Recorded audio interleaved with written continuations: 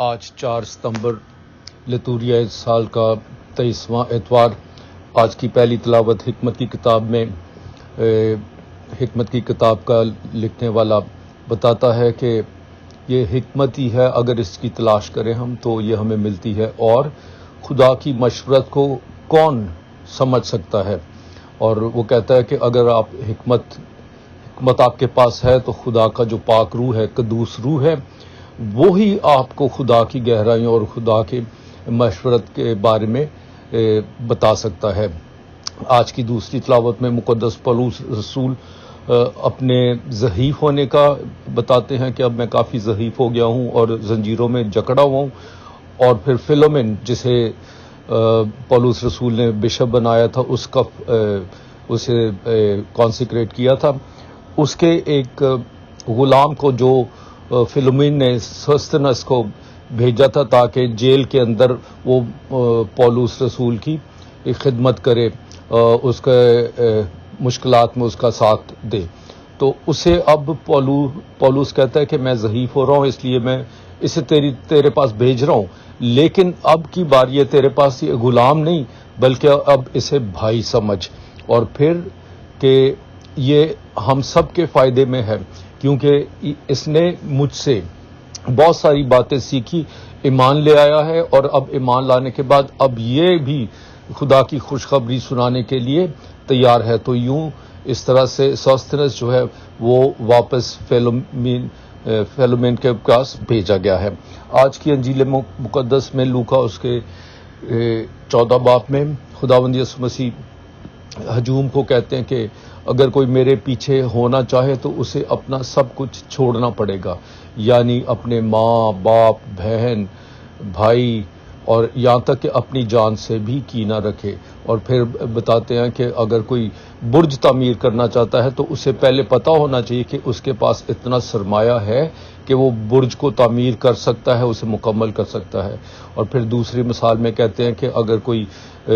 فوج آپ کے اوپر چڑھ آ رہی ہے اور آپ کے پاس کتنی فوج ہے، اگر تو آپ اس کا مقابلہ کر سکتے ہیں تو کریں گے، اگر آپ کو پتہ ہے کہ وہ اس سے زیادہ تگڑی فوج کے ساتھ آ رہا ہے تو آپ اس کے ساتھ صلح کر لیں. یہ حکمت کی باتیں ہیں. میرے عزیز بھائی اور بہنوں، آج کی ان تلاوتوں سے ہمیں درس کیا ملتا ہے کہ خداوند ہم سے کیا کہنا چاہتا ہے، کیا سبق دینا چاہتا ہے. حکمت یہ بہت ضروری ہے ہم سب کے لیے.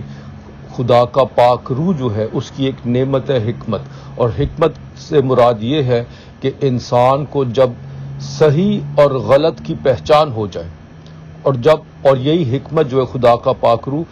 یہ ہمیں صحیح اور غلط کی پہچان جب کر دیتا ہے تو اس کے بعد اس فیصلے کو بھی حکمت کہتے ہیں کہ اب میں نے بدی کو ریجیکٹ کر دینا، چھوڑ دینا ہے، اور سچائی کی طرف چلنا ہے، اچھائی کے راستے پر چلنا ہے. اچھا، اس میں مشکلات تو آتی ہیں، سچائی کا راستہ تنگ راستہ ہے، نیکی کا راستہ، اچھے کاموں کا راستہ تنگ راستہ ہے، اس میں قربانی دینی لازمی ہے. لیکن خدا کا یہی پاک روح جو ہے، یہ حکمت ہے، یہی ہمیں ایسے خدا کے مشورت کو سمجھنے اور پھر اس پہ عمل کرنے کی قوت دیتا ہے. یہ جو تلاوت ہے فلومین کی ختمے سے،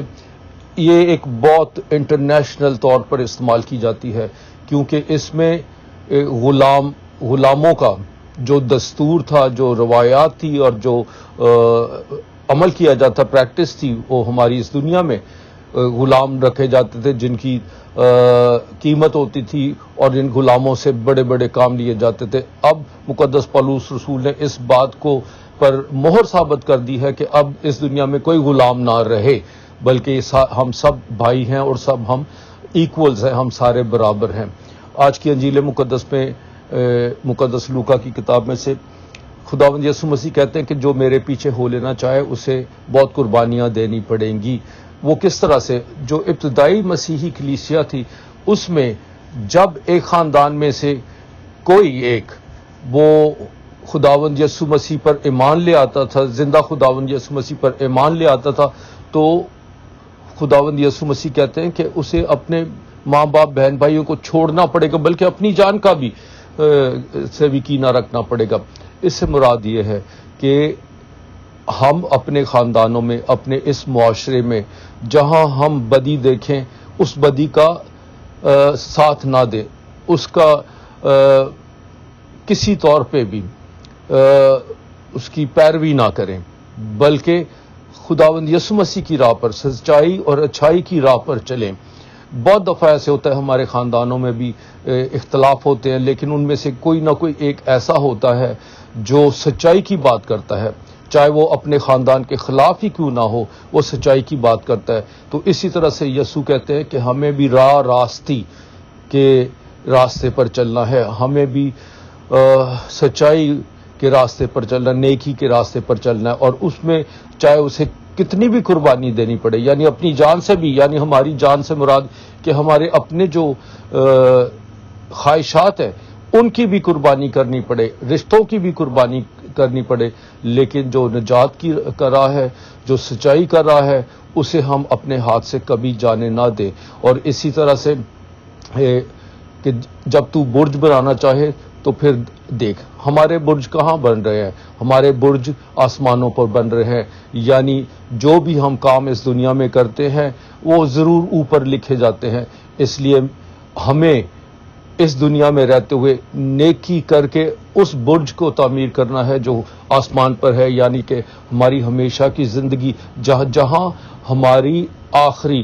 اور ابدی منزل ہے۔ اور اسی طریقے سے یہ جو فوجوں میں کے درمیان تصادم ہے، اور اگر تو کمزور ہے تو اس کا مقابلہ نہیں کر سکتا، یعنی کہ مجھے وہ جو بدیاں اور برائیاں ہیں وہ مجھ پر اثر کرنا شروع ہو جائے یا مجھ پر حملہ کرے، تو اس میں مجھے اپنے آپ کو مضبوط کرنا ہے، اپنے آپ کو اس کے تابع نہیں کرنا ہے، بلکہ بدیوں کے تابع نہیں کرنا، بلکہ اپنے آپ کو مضبوط کرنا ہے تاکہ میں اس کا مقابلہ کر سکوں۔ اور یہ جو اپنے آپ کو مضبوط کرنا ہے، دشمن چاہے سچائی کے خلاف ہے اور مضبوط ہے، یعنی اگر بدی بہت مضبوط ہے تو ہمیں اپنی دعا سے، روزوں سے، نماز کے ذریعے سے اپنی روحانی قوت کو اتنا اونچا کرنا ہے، اتنا مضبوط کرنا ہے کہ بدی ہم پر حملہ نہ کر سکے، بلکہ ہم بدی کے اوپر قابو کریں، اس کے اوپر فتح حاصل کریں۔ ایسا ہی تو یسوع نے کیا ہے کہ وہ بدی اور صلیب کے اوپر جان دے کر بھی معصوم تھا، لیکن پھر بھی بدکاروں نے اسے جھوٹی گواہیاں دے کر اسے صلیب پر دیا، لیکن وہ تیسرے دن مردوں میں سے جی اٹھا۔ اسی طرح سے اسی صلیب سے ہم قوت حاصل کر کے اپنے آپ کو روحانی طور پر اتنا گہرا اور مضبوط کریں کہ جتنی بھی اس دنیا میں بدی کی قوتیں، طاقتیں ہیں، ان پر غالب آئیں اور انہیں اپنے اوپر نہیں اثر ہونے دیں، بلکہ ان کو شکست دیں۔ اسی طرح سے میرے عزیز بھائی اور بہنوں، ہم جب سب بپتسمہ یافتہ ہیں، ہم سو جب مسیحی ہیں، ہمارے پاس قوت ہے، پاک روح کی قوت ہے جو ہمیں حکمت دیتی ہے، دانائی دیتی ہے، فیصلہ کرنے کی جرت دیتی ہے، اور ہمارے پاس خداوند یسوع مسیح کی مثال ہے جو جس کے ہم پیروکار ہیں۔ اسی سے یہ قوت اور طاقت حاصل کر کے ہمیں اس دنیا میں اچھائی کو چمکانا ہے، اس دنیا میں نور بننا ہے خداوند یسوع مسیح کی طرح، اور بدی، بد اخلاقی اس سب پر غالب آنا ہے، تاکہ ہماری یہ دنیا ایک ایسی دنیا ہو جس میں ہر کوئی بڑی خوشی سلامتی کے ساتھ زندگی بسر کرے۔ خداوند آپ سب کو اور مجھے بھی ایسا ہی کرنے کی قوت عطا فرمائے۔ خداوند آپ سب کو برکت دے، آمین۔